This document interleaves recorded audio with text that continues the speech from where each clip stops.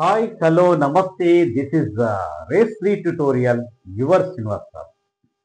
Previous videos లోపల మనం రకరకాల తెలుగు సందులు సంస్కృత సందుల గురించి చర్చించాం. సో ఈ రోజు నుండి మనం చక్కగా అలంకారాల గురించి చర్చిద్దాం. So please subscribe and share my channel. Let's start. First, శబ్దాలంకారాలు. శబ్దాలంకారం లోపల శబ్దం మాత్రమే ప్రధానంగా అర్థాన్ని కోరకుండా ఉంటానని శబ్దాలంకారాలు అంటారు. సో శబ్దాలంకారాలు వివిధ రకాలుగా ఉన్నాయి. అందులోపల మొట్టమొదటి ఏంటంటే వృత్యనుప్రాసాలంకారం. సో కాంపిటేటివ్ ఎగ్జామ్లో ఏ రకంగా అడుగుతారు? ఇచ్చిన వాక్యంలో ఒకటి కానీ అంతకంటే ఎక్కువ హల్లులు కానీ అనేక సార్లు పునరుక్తం కావడాన్ని ఏ అలంకారాలు అంటారు? ఏబిసిడి ఆప్షన్స్ ఇస్తాడు, అదొక రకం. ఇచ్చిన ఇది ఎగ్జాంపుల్ ఇస్తాడు, ఇది ఎగ్జాంపుల్ ఇచ్చి అది ఏ అలంకారం అని ఇస్తాడు. సో రెండు రకాలుగా క్వశ్చన్ ఉంటాయి. సో జాగ్రత్తగా. Let's start. వృత్యనుప్రాస అలంకారం డెఫినేషన్ చూద్దాం. ఇచ్చిన వాక్యంలో ఒకటి కానీ అంతకంటే ఎక్కువ కానీ ఒకే హల్లు లేక అనేక హల్లులు పలుమార్లు పునరుక్తం కావడం అంటే తిరిగి రావడాన్ని మనం ఏమంటాం? వృత్యనుప్రాస అలంకారం అంటాం. సో ఎగ్జాంపుల్ చూస్తే మనకు చాలా చక్కగా అర్థమవుతుంది. ఏంటి సార్ ఎగ్జాంపుల్? నాయన నేను నిన్నేమన్నా అన్నానా, నీవు నన్నేమన్నా అన్నావా? ఇది ఒక ఎగ్జాంపుల్. మనకు ఆల్రెడీ డెఫినేషన్ తెలుసు. ఏమని? ఒకటే హల్లు లేక అంతకంటే ఎక్కువ అని అనేక సార్లు రావాలా. ఓకే, చూడండి. నా నా నా ఒకటే వాడు చూడండి ఎన్నిసార్లు వచ్చిందండి. చూడండి, నా నా నా నా నా నా నా అంటే ఒకే హల్లు. ఏ హల్లు వచ్చింది ఎక్కువగా? నా అనే హల్లు పలుమార్లు రావడం. ఇన్నిసార్లు వచ్చిందండి. సో ఇదే అలంకారం? వృత్యనుప్రాస అలంకారం. మరి సార్ హల్లు అంటే ఏంటిది? కా నుంచి హా వరకు ఉన్నటువంటి వర్ణాలను హల్లు అంటారు. ఓకే, సెకండ్ ఎగ్జాంపుల్ చూద్దాం. వీరు పొమ్మనువారు గారు పొగబెట్టువారు. ఇక్కడ రు అనే వర్డ్ చూడండి. రు, ఇక్కడ రు వచ్చింది. రు, ఇక్కడ కూడా రు వచ్చింది. ఇన్నిసార్లు రు. రు అంటే ఏ అక్షరం అండి? రా. రా అనే హల్లు పలుమార్లు రావడం. సో పలుమార్లు రావడం ఇది ఏ అలంకారం అండి? వృత్యనుప్రాస అలంకారం. సో థర్డ్ ఎగ్జాంపుల్ చూద్దాం. లా, నల్ల పిల్లి మెల్లగా ఇల్లు చొచ్చి చల్లని పాలు తాగింది. సో ఇందులోపల లా అనేవాడు ఎన్నిసార్లు వచ్చింది చూడండి. లా లా సా ఇవో ఎన్నిసార్లు రావడం జరిగింది. సో లా అనే హల్లు, లా అనేది హల్లు కదా. సో అనేక మార్లు అనేక సార్లు రావడం జరిగింది. సో అనేక సార్లు రావడం జరిగింది అంటే ఒక హల్లు అనేక సార్లు జరిగిందంటే రావడం జరిగిందంటే అని అర్థం ఏంటి? వృత్యనుప్రాస అలంకారం. సో వృత్యనుప్రాస అలంకారం అంటే అర్థమైంది కదా. ఇచ్చిన ఎగ్జాంపుల్ ఏ అలంకారం అనే క్వశ్చన్ అనేది ఒకటి కానీ అంతకంటే ఎక్కువ హల్లు పలుమార్లు రావడం ఏ హల్లు అని అడుగుతారు. కాబట్టి చాలా జాగ్రత్తగా. ఇది మొదటి అలంకారం. నెక్స్ట్ రెండవ అలంకారం మరొకటి చూద్దామా. అంత్యానుప్రాస అలంకారం గురించి చర్చించబోతున్నాం. మరి అంత్యానుప్రాస అలంకారం అంటే ఏంటిది?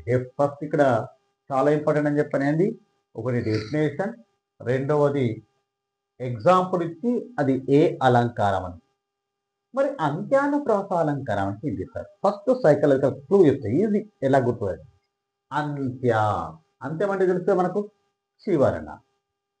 అలంకారం అంటే అక్షరం రావడం. అంత్యం చివరన. నేను అలంకారం వస్తా సార్, చివరన ఒకే ఒక అక్షరం, అది పదం కావచ్చు, వాక్యం కావచ్చు, వాటి పెట్టినది లాస్ట్కు ఒకే అక్షరం చూడండి. రు రు ట సం సం ఒకటే అక్షరం లాస్ట్ వస్తుంది. దాన్ని ఏమనేమంటాం? అంత్యానుప్రాస అలంకారం. That's it, very simple. చూద్దాం. పదాల చివర కానీ, చరణాల చివర కానీ, లేక వాక్యాల చివర కానీ ఒకే అక్షరం, సేమ్ అదే అక్షరం రావడాన్ని ఎలా ఉండాలి? ఒకే అక్షరం రావాలా, తిరిగి రావాలి. మన అది చూడండి, తిరిగి రావాలి అంటే పునరుక్తం కావడం. అర్థం పునరుక్తం కావడం, పునరుక్తంగా అంటే తిరిగి రావాలి. సో ఎగ్జాంపుల్ చూద్దామా? అప్పుడు మా కులం వారిని ఆడవద్దన్నారు, తర్వాత అన్ని కులాల వారిని ఆడవచ్చన్నారు. ఇక్కడ మనకు అర్థం కాదు, శబ్దం మాత్రమే. ఆ శబ్దం ఏంటి? ఇక్కడ రు అనే వర్ణం, ఒక అక్షరం. ఇక్కడ ఏంటిది? రా అనే అక్షరం, చివరి అక్షరం చివరన వచ్చిందా లేదా? సేమ్ రావడం.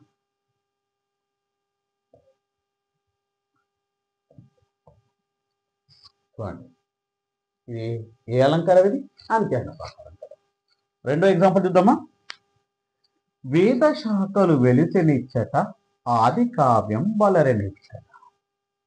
ఇక్కడ త త వాక్యాల చివర త త ఒకే అక్షరం పునరుక్తం కావడం. మరి ఏ అలంకారం? అంత్యానుప్రాస అలంకారం. ఇక్కడ ఏమిప్పింది? త చివరన వచ్చిందా లేదా? నెక్స్ట్ మూడో ఎగ్జాంపుల్ చూద్దాం. రాబోయి నేస్తం విడిచిపెట్టు చాదస్తం. సో ఇందులో ఏం జరిగింది చూడండి.